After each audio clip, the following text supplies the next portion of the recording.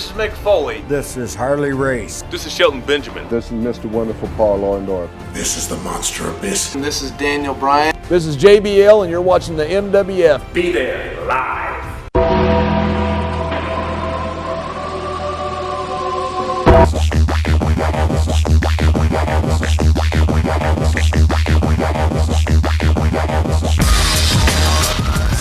Wrestling fans from around the corner and around the world, welcome to Boston Wrestling Sports, Wrestling Insider Series. I'm Dan Marotti here at MWF Studios, just north of Boston in Melrose, Massachusetts. By now, I'm sure everyone has heard that John Cena is undergoing shoulder surgery today in Birmingham, Alabama, and for what I'm told is unlikely, however not impossible, that he'll be appearing at WrestleMania 32 in Dallas, Texas. Appear, however, is a very different word than compete in a match. And I'm sure all of Cena's fans would love to see him in any capacity at the big event, but not having him in a top-tier match certainly rocks the boat. This continues a curse of sorts, is that everyone that left WrestleMania 31 last April with a championship belt is currently on the injured reserve and wouldn't be able to compete at WrestleMania if it was today. Google the results from last year's show and see for yourself. It's amazing. Wrestling in general right now is hurting when it comes to mainstream star power. In the years of neglect to the overall roster, it could really hurt this year's WrestleMania like never before.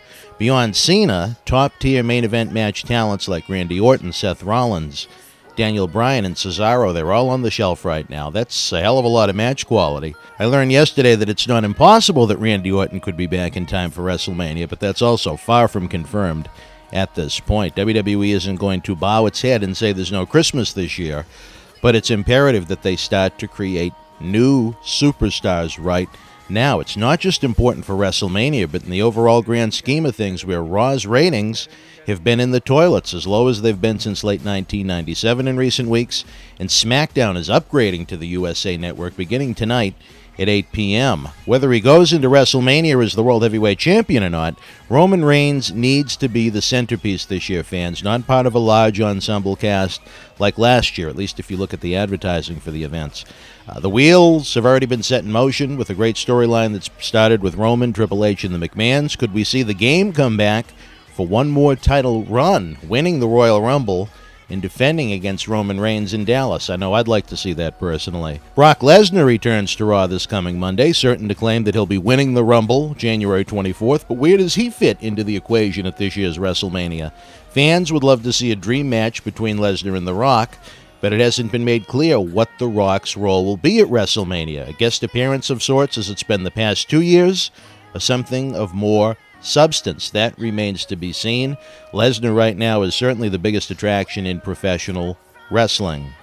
The iconic Undertaker needs some fresh meat this year. While he's already had issues with the Wyatt family, and you haven't seen Braun Strowman leave his feet yet, my educated guess would be that these two big men are going to go at it at WrestleMania, but Strowman is so limited in the ring, just from what we've seen in tag team matches. That's a scary proposition right now. That match would almost feel like a waste of The Undertaker at this point, but the thought of a dream match with Sting, I mean, that's a wet dream we've all woken up from either way. Undertaker deserves a top-notch match at the big event, where he's much closer to the end than the beginning. Dean Ambrose and Chris Jericho were slated to clash for the Intercontinental Championship at WrestleMania at one point last fall. Not sure if that's still on the table, but having both men on the card certainly lengthens the lineup out, to say the least.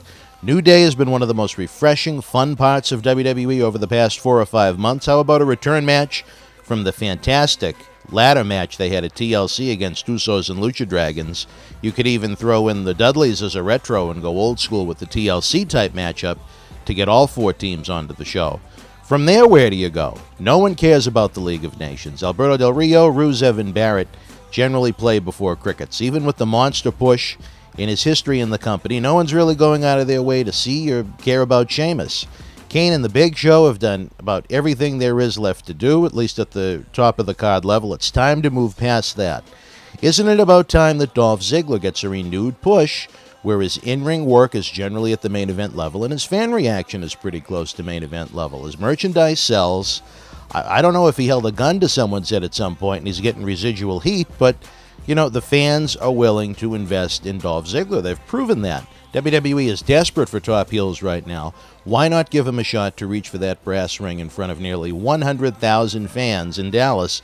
I'd turn Ziggler heel on Monday. Tyler Breeze is a fresh face that has a ton of potential.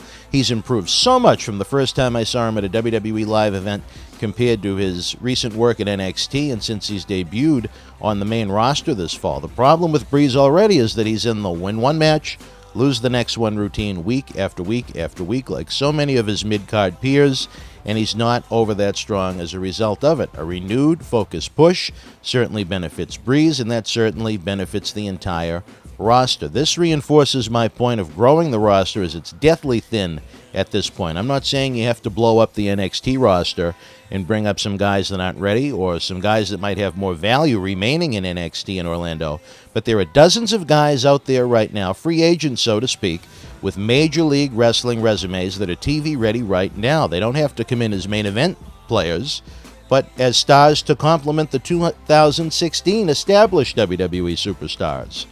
What about Bray Wyatt? Will he be a man without a country this year? Depending upon how you classify Brock Lesnar, Wyatt's already feuded with every top babyface in WWE.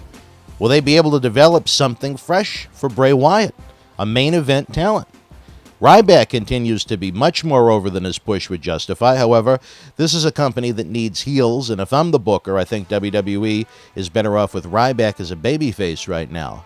Kevin Owens proved that he could deliver during his main event run with John Cena last summer and then some, but as the ship already sailed for Owens to have a top-of-the-card matchup at WrestleMania, at least this year.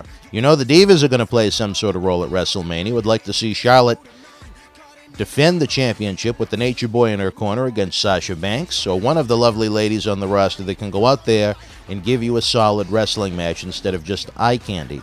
The Divas Revolution imploded shortly.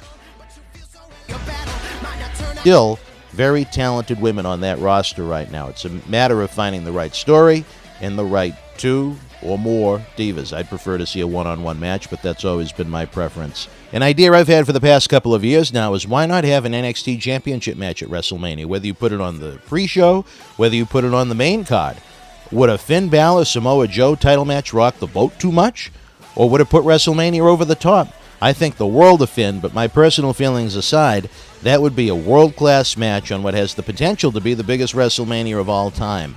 AJ Styles, Shinsuke Nakamura, Luke Gallows, and Carl Anderson have all agreed to terms with WWE. Could they play a big role at WrestleMania? And will all or some of them be seen together as a faction? Will they debut in time for WrestleMania? Will we see them at the Royal Rumble? WWE needs someone to come in with some steam and make an immediate impact. I think they have the chips here. They need to make that happen with some sort of a WWE Bullet Club. Goldberg has been rumored to have spoken with WWE officials about a possible appearance, and I say it's crazy that it hasn't happened already. Very simple business reason.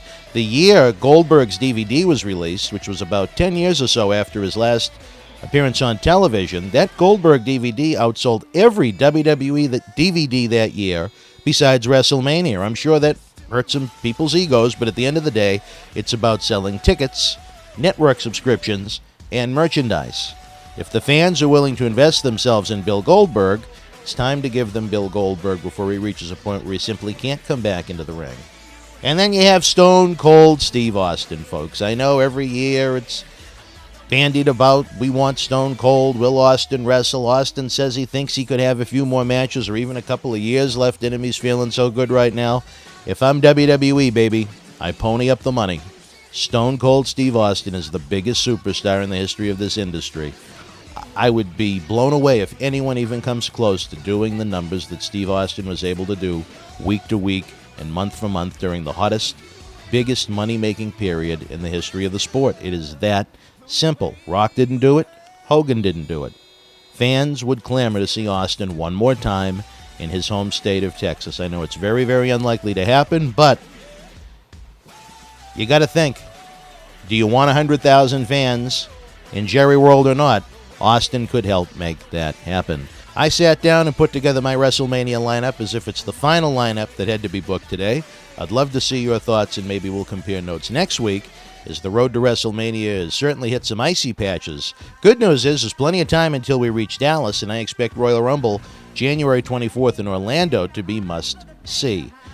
Here in the Millennium Wrestling Federation, our work is never done as our support indie wrestling mission continues 24/7. There are many ways you can help the cause, including signing up for a free month of WWE Network. Click on the link below.